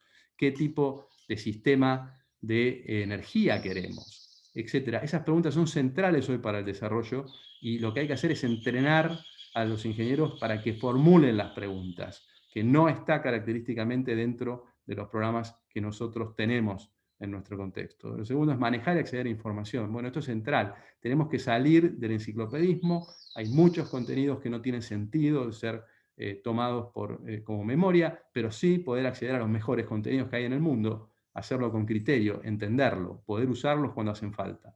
Capacidad de análisis crítico. Bueno, esto es central. Los ingenieros en general nos caracterizamos por eso, pero es central que eso se ponga sobre la mesa. La multidisciplina. Allí tenemos también un gran desafío en la ingeniería, por cómo están armadas nuestras universidades, con grandes escuelas de ingeniería y con menos flexibilidad para el intercambio con las otras facultades y con las otras áreas del conocimiento. El segundo tema central es pensar distinto. Los ingenieros en general tenemos la respuesta a los problemas. Así aprobamos los exámenes, así aprobamos las prácticas. Bueno, los problemas más interesantes que enfrentan hoy los países son problemas que no tienen una única respuesta. Entonces lo que hay que hacer es crear, y eso son también las oportunidades de las empresas. Los negocios más rentables son los negocios donde no hay commodities, donde no se compite por bajar precios, sino por crear mejor valor. Nosotros todos compramos celulares que no se fabrican en la Argentina, porque son mejores a los que se fabrican en la Argentina y porque nos van a permitir crear más valor. Y esos celulares no se les pone el precio por su costo, se les pone el precio por el valor que generan, por la diferenciación que tienen respecto de otros. Y la Argentina, como mostré antes, con la exportación de valor agregado, solo podrá crecer de esa manera. Es un país con un mercado interno chico, es un país que debe crecer abierto al mundo y generando productos que no sean commodities. Por supuesto que tiene todavía la ventaja de contar con commodities para incluso poder financiar ese cambio. El tercer aspecto es hacer distinto, no solo pensar distinto, sino hacer distinto. Los ingenieros hacemos. Bueno, estos programas y los programas nuestros deben incorporarlo, algunos lo están haciendo, pero cada vez más, la idea de que uno antes de recibirse de ingeniero ya se enfrentó de una u otra manera, esto es pasantías, esto es crear los propios desarrollos, trabajar en proyectos pilotos, pero ya se enfrentó a la realidad de hacer. Y el cuarto es el compromiso social. Ese es uno de los dos vectores que mencioné del estudio del MIT, pero claramente hay que sumar a nuestros programas de ingeniería a las universidades los desafíos reales que tiene el país. El país tiene desafíos en vivienda, tiene desafíos en infraestructura, energía, tiene desafíos en crear mayor cantidad de empresas de valor tecnológico, y los ingenieros, cuando van a la universidad, antes de ser ingenieros, deben ser educados exactamente para eso, y debería haber una visión para eso. Entonces, para ir terminando, yo quisiera decirles que creo que la Argentina ya puede ser una potencia innovadora en Sudamérica y con proyección global. Y el gran desafío es cómo lo logramos. Bueno, hoy, si nos comparamos en términos de innovación, y allí está con algunos otros países como Estados Unidos, China, Argentina viene lentamente disminuyendo su capacidad innovadora. Estos son datos que no hacemos los argentinos, que los hace el índice de innovación global cuando compara los países, y es una realidad. La Argentina atrasa. Debemos cambiar eso.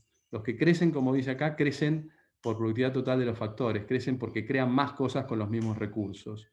Bueno, nosotros tenemos que hacer lo mismo. La buena noticia es que la Argentina es capaz de hacerlo. Así lo hizo en los 90, por ejemplo. Cuando la Argentina se abrió al mundo en los 90, durante unos años fue capaz de producir más por productividad total de los factores que por precio. Y eso lo hizo porque adoptó nuevas tecnologías y cambió la capacidad de gestión en un grupo de empresas significativas. Después no lo pudo mantener en los 2000. Pero la muestra de los 90 nos muestra que en aquel momento la Argentina, de la salida de aquella crisis, pudo salir con mayor creación de valor que por la devaluación. La segunda buena noticia es que la Argentina en los 2000, si bien muchas de estas cosas no lo logró, la productividad de los factores bajó, el perfil exportador de Argentina bajó, exporta más commodities hoy que las que exportaba hace 15 años atrás. Sin embargo, mostró dinamismo en el sector privado y fue capaz de crear unicornios muy significativos. Los demás países también lo están haciendo, y el gran desafío nuestro es si estos unicornios van a seguir creando empleo en la Argentina y van a crear mayor capacidad de inversión y de reinversión en la Argentina, o si lo van a hacer en otros países. Vemos claramente, y por eso puse la imagen de arriba a la izquierda, que Brasil y que otros países en la región, allí están algunos de los líderes, pero la Argentina hoy está cercana a Brasil, pero esos países hoy también crecen y reciben. Y también en otros rubros que no son unicornios, la Argentina ha tenido avances muy significativos y ha mostrado el potencial. Acá menciono 3, hay más. También podemos incluir Accenture y por supuesto a Tenaris dentro de esta lista. La Argentina tiene esa capacidad, pero no la tiene en suficiente masa crítica para poder entrar en el cuadrante de desarrollo que mostré al principio. Entonces aquí hay algunos datos que muestran eso, pero no me voy a detener ahora. Bueno, yo creo finalmente que el momento es ahora, porque el momento es, si el gran desafío de la Argentina es si logra salir de esta crisis distinto a lo que salió de las anteriores. Por supuesto que la salida de esta crisis va a ser con una gran devaluación. Entonces hay una base de competitividad que es solamente salarios bajos. Ser competitivos por la devaluación. El gran desafío es si vamos a poder cambiar eso. Entonces a mí me gusta resumir eso en esta matriz, que la llamo matriz desafío, donde abajo está la institucionalidad, cómo es nuestra capacidad de crear valor. Y en el eje independiente está nuestra oferta, qué le ofrecemos al mundo. Entonces, si vemos ahí, nosotros, de haber estado en el lugar 1, es decir, no ofrecer muy interesante al mundo, y con una sofisticación baja, hoy nos podemos mover al cuadrante 2. Es decir, que hoy podemos ofrecer más porque somos, por precio, por costo, más competitivos. Lo mismo nos pasó a principios de los 90, lo mismo nos pasó a principios de los 2000, pero no logramos el cambio para entrar en el cuadrante 4. Entonces, nuestro gran desafío es ver si podemos construir el 3 primero, que es una propuesta de desarrollo que sea más sofisticada y que identifique al valor agregado y que identifique a la innovación como una agenda central. Esa propuesta va a tener la ventaja del 2 temporario, pero solamente va a ser sostenible y va a crear valor agregado y va a cambiar la realidad del país si se crea el 3. Entonces, fíjense, en el corto plazo nosotros vamos a poder diversificarnos. Pablo, perdóname que te interrumpa. Tenemos que ir cerrando porque son 12 menos 5, tenemos las preguntas y Sergio Kaufman tiene una reunión pendiente también. Perdón. Perfecto. Entonces ahí cerramos y les digo gracias, y creo que si la Argentina hiciera eso, esta es una imagen que viene a mi mente. Podemos realmente ser un país con muchas oportunidades. Bueno, muchas gracias, Pablo. Disculpa Lo que pasa es que se nos ha ido el tiempo, lamentablemente, bueno, o afortunadamente, no sé, yo creo que da para mucho más, pero antes que se vaya Sergio, que sé que tiene una reunión inminente, él hasta las 12 iba a estar nada más, tenemos 5 minutos solamente.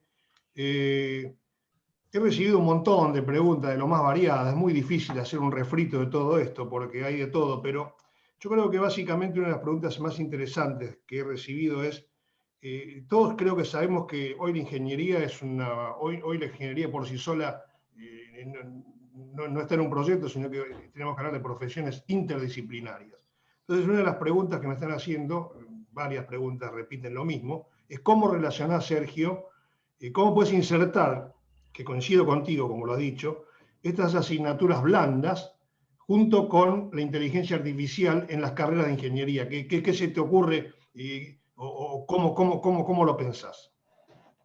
Mira, y respondo rápido para dejar espacio a mis colegas, pero la inteligencia artificial no es inteligente. O sea, la inteligencia artificial es justamente la parte más dura y sistemática del pensamiento. Incluso en lo que es Machine Learning, cualquiera de ustedes tuvo la oportunidad de trabajar y ver funcionando el Machine Learning, lo que hace es una mímica y una imitación del pensamiento humano. Con lo cual, vuelvo al tema de la empatía. Algo que no tiene la inteligencia artificial es la capacidad de la empatía, la capacidad de reaccionar con estímulos que no estaban preplanteados por el aprendizaje, con lo cual enfatiza más que un ingeniero o cualquier profesional trabajando en ingeniería, en inteligencia artificial, tiene que entender muy bien la empatía, entender muy bien la comunicación. Si no, digamos, vimos muchos de los desastres con inteligencia artificial en las redes, con robots que hacen machine learning, con Twitter y todo, y las cosas que pueden llegar a decir,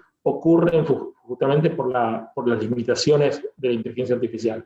Hasta el momento que la inteligencia artificial pueda hacer una mímica de los conceptos de empatía, de la visión 360 que tiene un ser humano, todavía falta, y claramente el complemento y el sentido común está ahí.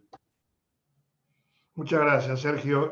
Pablo, una pregunta para vos, o para vos, Javier. Javier, especialmente, ¿cómo conciliarías la demanda de las habilidades blandas, volviendo a este tema, que es un tema central, que es recurrente en casi todos los que están acá presentes, que expresan ustedes, ¿no es cierto?, las habilidades blandas, con la caída en la formación matemática que expresa o que comentó Pablo Brecciartúa, con el cual yo coincido particularmente?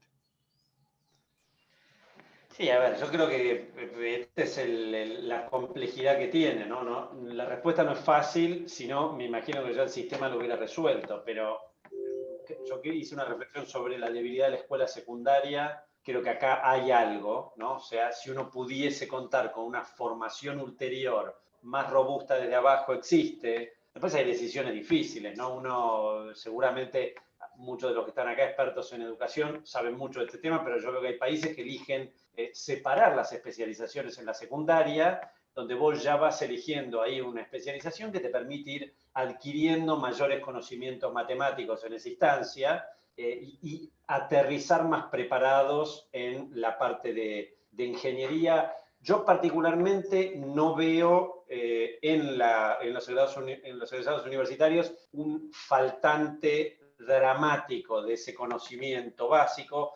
En la mirada que tenía Pablo de tratar de reducir un poco la carrera, con la cual yo coincido absolutamente, eventualmente el arte de ustedes que se encargan de diseñar las carreras de ingeniería es ver cómo no perder esa garantía, ese sello que uno obtiene cuando toma un ingeniero, de una persona que tiene una formación, un set de skills ahí fuerte, pero sí eventualmente acortarlo y hacerlo más efectivo y habilitar el tiempo para estas otras carreras. El concepto bien que cambió fuerte, te diría, Horacio, hoy, es este concepto de lifelong learning, llaman, ¿no?, en el mundo sajón.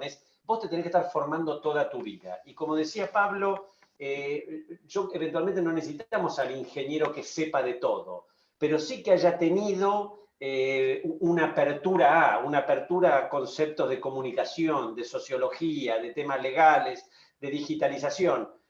Los conceptos de digitalización que hoy se saben, cuando uno los mira en 5 o 10 años, seguramente van a haber cambiado muchísimo. Entonces, va a ser difícil enseñarle hoy la técnica exacta de dentro de 10 años, pero sí pueden tener los conceptos de, ¿no? Lo mismo pasa con los skills blandos, van a ir cambiando en 5 o 10 años, pero si el ingeniero tiene esa plasticidad incorporada, después va a poder seguir en ese aprendizaje continuo que inevitablemente vas a necesitar en tu vida laboral, poder hacer una conexión un poco más fácil, ¿no? Hoy estás tratando de meterle a un ingeniero algo que en su estructura formativa claramente no lo tiene. Gracias. Complejo la solución. Sergio, te aprovecho un minutito antes que te vayas. Una pregunta que después quiero que también la conteste vos, Javier, porque va dirigida justamente a las empresas.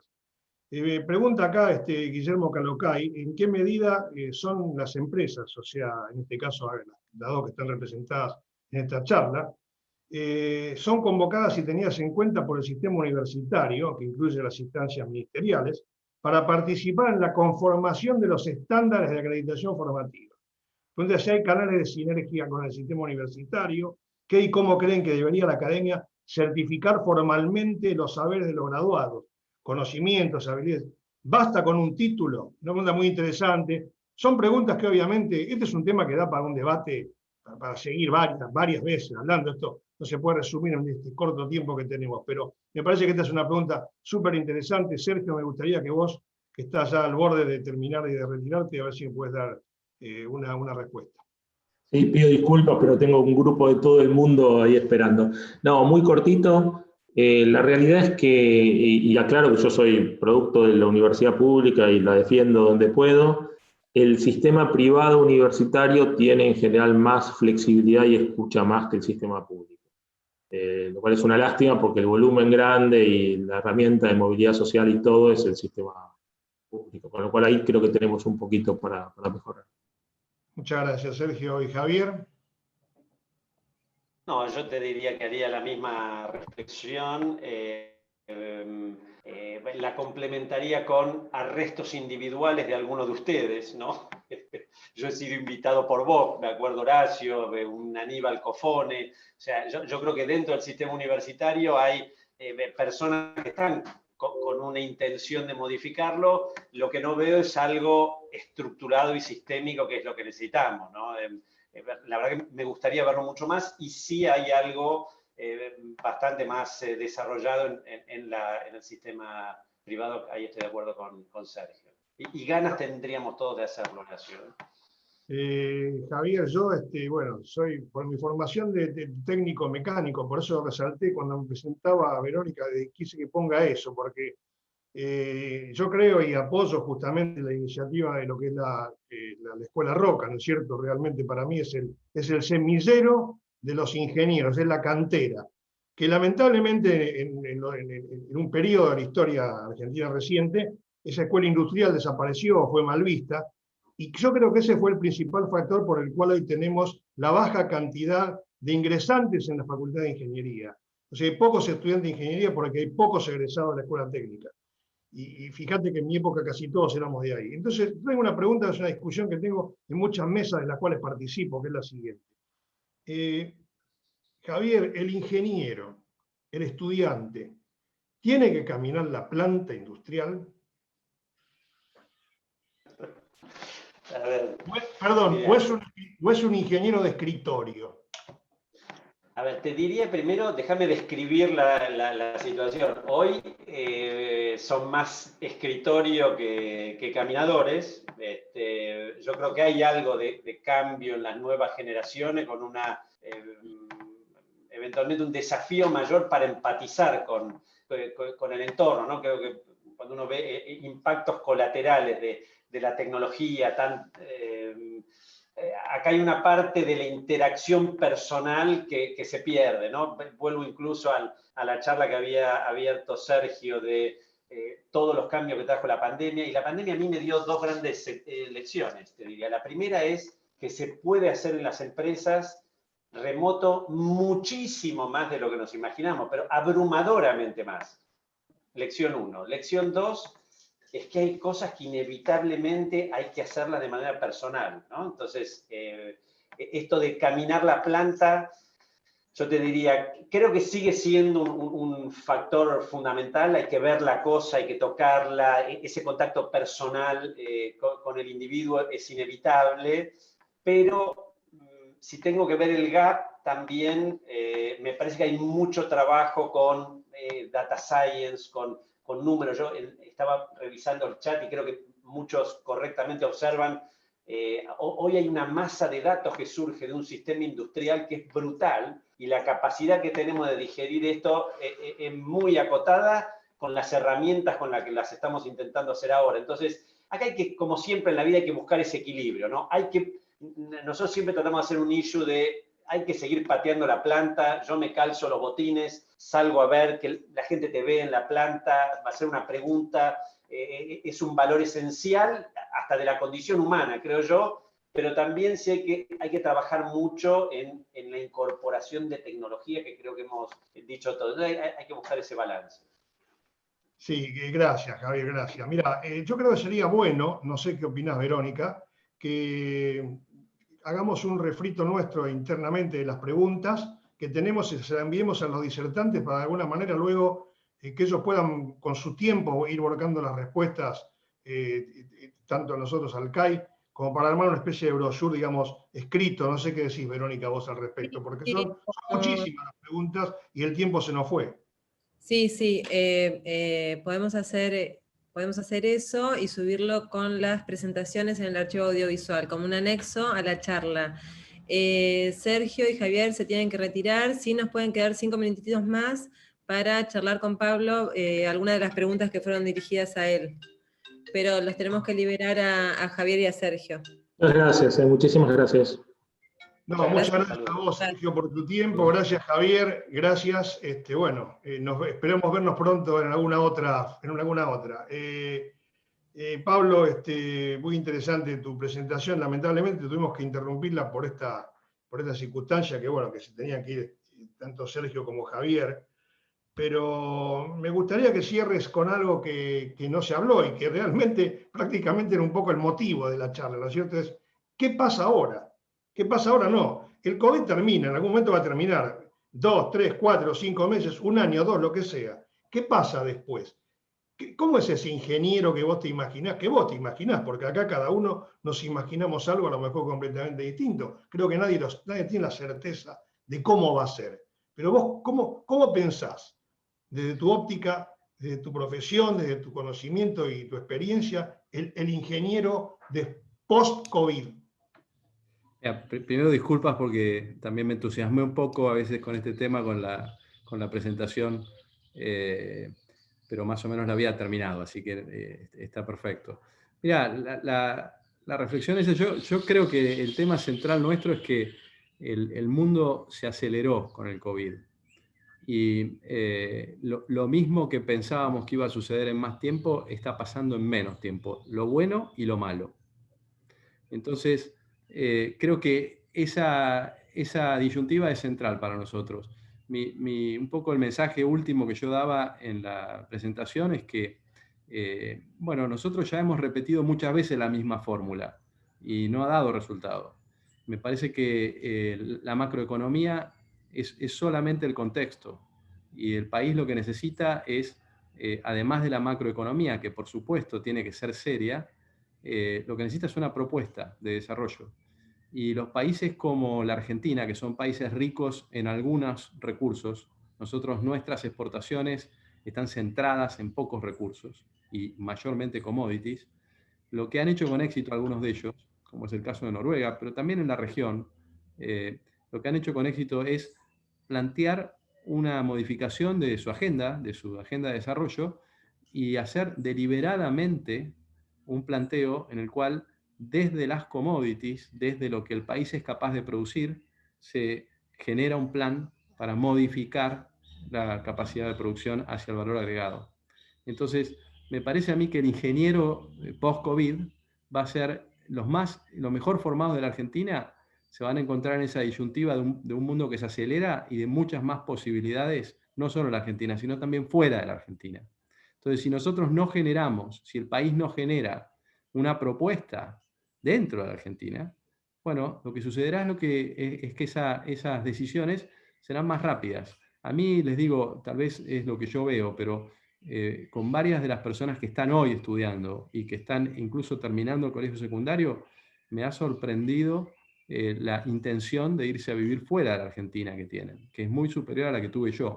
Yo me gradué y me fui con una beca, pero no era algo tan común, era algo que representaba una tendencia, pero era incipiente esa tendencia. Ahora el mundo se ha globalizado, están las ofertas para todos, y los países que son interesantes, los países que crecen, son los que lo hacen en base a la innovación. Y nosotros no tenemos una agenda para la innovación. Entonces yo el ingeniero que veo es, la Argentina tiene mucho talento, lo que hemos hablado de modificar la currícula es central, son cuestiones de mediano plazo, incluso no quiere decir eso que hoy la Argentina no tenga el talento, sí lo tiene, pero creo que acá el gran esfuerzo es romper silos y bueno, ver si existe una masa crítica y si hay la posibilidad de generar esa agenda, porque la oportunidad, digamos, va a estar porque el COVID va a terminar y la salida va a ser con más tecnología y va a ser con mayor riqueza, y eso ya lo vamos a ver. Esto va a ser desde mi punto de vista, y creo que hay algunas evidencias de eso, va a ser una provocación hacia los lugares centrales de innovación del mundo, y se van a crear, y ya se están creando. Nosotros estas herramientas digitales que estamos usando son mucho mejores de las que había hace 6 meses. Hay una velocidad muy superior en la creación de soluciones que va por derrame y por oportunidad de negocios, va a consolidarse en novedades que son inusitadas. Y al mismo tiempo, como dije antes, si no entendemos eso, bueno, va a ser entonces más rápido también el impacto negativo que podemos tomar. Entonces, me parece que el ingeniero es un ingeniero lleno de oportunidades, y el gran desafío nuestro es aprovechar esta coyuntura que tenemos hoy, como la tuvimos hace 15 años, como la tuvimos hace 25 años atrás, pero esta vuelta intentar ver si podemos generar una propuesta de desarrollo que incluya no solo la macroeconomía, sino que incluya una propuesta real de hacia dónde podría crecer el país con valor agregado. Muchísimas gracias, Pablo. Vos sabés que no sé si vos estuviste al principio de la charla o te enganchaste más tarde. Estuve al principio, después en un momento no estuve. O sea, escuchaste mi comentario sobre Sarmiento, tema que compartimos, ¿no? Claro, eso lo escuché perfectamente. Me gustaría que agregues algo a eso, por favor. No, bueno. Sarmiento, yo el otro día leía, la Argentina de mediados del siglo XIX también era una Argentina que estaba atrasándose respecto del mundo. Estados Unidos ya se había organizado, varios de los países nuevos se habían organizado. La Argentina, como sabemos, no, le llevó varias décadas organizarse como país. El gran tema de la Argentina fue que hizo lo que se llama un salto de rana, incorporó las 3 tecnologías centrales de finales del siglo XIX, que fueron el ferrocarril, los frigoríficos y el alambrado, inicialmente. Pero eso era el futuro cuando lo incorporó la Argentina. Es como si nosotros ahora incorporásemos las tecnologías pero lo incorporásemos de manera masiva. Incorporó la inmigración para ese paradigma productivo, como si nosotros ahora incorporásemos la inmigración también para el actual paradigma. Lo que hizo fue saltar hacia lo que venía, y bueno, tuvo esa agenda. Sarmiento fue central en esa agenda. Es directamente, cuando uno se pone a ver lo que hizo Sarmiento, es apabullante ver lo que hizo. No se puede entender cómo una persona, una sola persona, puede haber participado de tantos temas e impulsado tantos temas. Pero el tema central era, miren, acá nosotros tenemos que entender que la organización nuestra es una organización pensada para cómo eran las economías hace 70 años, hace 50 años, hace 40 años. Entonces, tenemos que hacer una reforma laboral, pero no es una reforma laboral para volver más eficiente el paradigma de hace 50 años. Es una reforma laboral para la economía del conocimiento. Entonces, yo el otro día escuchaba y decía y compartía, bueno, tal vez tenemos que tomar ejemplos, por ejemplo, de la ley de obra pública, del contrato de trabajo de la obra pública, que es temporario, para poder aplicarlo a las industrias de conocimiento, a las startups, e incluso a las empresas grandes que quieran generar capacidades nuevas. Entonces, si nosotros no podemos pensar en un país competitivo que tiene impuestos a las exportaciones. Es imposible que eso suceda. Ningún país serio tiene impuestos a las exportaciones. En la Argentina incluso hay que pagar derechos de exportación previo a exportar, que después son reintegrados. Es imposible. Piensen, la Argentina tiene unas 600.000 pymes. Si solo un 10% de esas 600.000 pymes, que serían 6.000, pudiesen exportar $1 millón al año, que no es mucho, entonces la Argentina tendría 6.000 millones de dólares más de ingresos genuinos. Y además lo haría generando empleo. Estamos hablando de que solo el 10%, que tengamos un objetivo en los próximos 4, 5 años, 8 años, de ese 10%, que les quitemos las exportaciones. La Argentina tiene ese debate que darse. Si la Argentina tiene un INVAP, INVAP está construyendo un reactor nuclear en Holanda. Ganó en una competencia con los países más desarrollados del mundo, hace 1 año y medio atrás. Nosotros podríamos tener 5 INVAPs, 6 INVAPs, en distintos temas. INVAP es una institución pública. Podemos tener, es un tema de que haya objetivos y metas. Entonces la Argentina debería decir, yo voy a fomentar un 10%, ya veremos cuáles son las más competitivas, que sean exportadoras, ojalá sean más, pero voy a hacer eso. Fíjense la ley de software, fue exitosa. La Argentina pudo generar algunos de los unicornios gracias a la ley de software, que ahora ha sido limitada. Es verdad, ha sido aprobada con limitaciones respecto de lo que era anteriormente. Y no debería ser solo de software, debería ser de un planteo de innovación y conocimiento para la Argentina global. Otro aspecto que es central, bueno, ya lo dije, bueno, es la educación. La educación, el tema principal es medir. Si se midiera y se hicieran públicos los datos, el sistema solo tendería a mejorar. Porque todos nosotros, Guillermo Jaime Echeverry es muy gráfico en esto, él dice, todos nosotros decimos la ecuación anda mal, y además si vemos los números que ahora están, desde hace 3 años y medio están, antes no estaban, vemos que anda mal. Pero todos pensamos que nuestros hijos, nuestros nietos van a una buena escuela, porque cada vez que se les pregunta se dice eso. Entonces, tenemos un problema de percepción, que los números, los indicadores, como en casi todos los países del mundo que funcionan, ayudarían a eso. Ahora, cuando uno dice, esto que yo estoy diciendo, ¿es demasiado arriesgado? Bueno, es lo mismo que hicieron todos los países que en los últimos 30, 40 años se transformaron en países ricos. Es lo que hizo Israel, es lo que hizo Corea del Sur, es lo que hizo Singapur, es lo que hizo Irlanda, es lo que hizo Noruega, es lo que hizo... Todos esos países hace 50 años eran más pobres que la Argentina. Todos. Todos esos países miden. Todos esos países, cuando tienen recursos naturales, tienen un plan que es, si ustedes quieren, bimodal. Llevan al mayor valor agregado los recursos naturales y generan con esos recursos naturales la propuesta de una economía de innovación al mismo tiempo para esa sociedad, que es la economía que genera empleos divertidos, empleos entretenidos, empleos que pagan bien y que generan valor, donde el trabajo no es trabajo, el trabajo es crear. Entonces, ese es el mundo que viene. Si nosotros no generamos esa propuesta, bueno, los mejores argentinos se irán al mundo. El mundo los va a recibir, como ya los ha recibido, pero ahora mucho más, porque la pospandemia va a abrir muchísimas más oportunidades y a los países que no aprovechen esas oportunidades los va a dejar más retrasados en términos relativos.